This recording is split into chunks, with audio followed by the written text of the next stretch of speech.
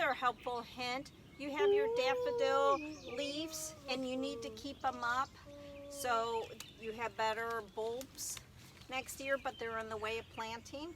A good way is to pull them up. You could cut the bottom of a container and you could stick it straight on. But if you don't want to show it, you take a bunch, twist them,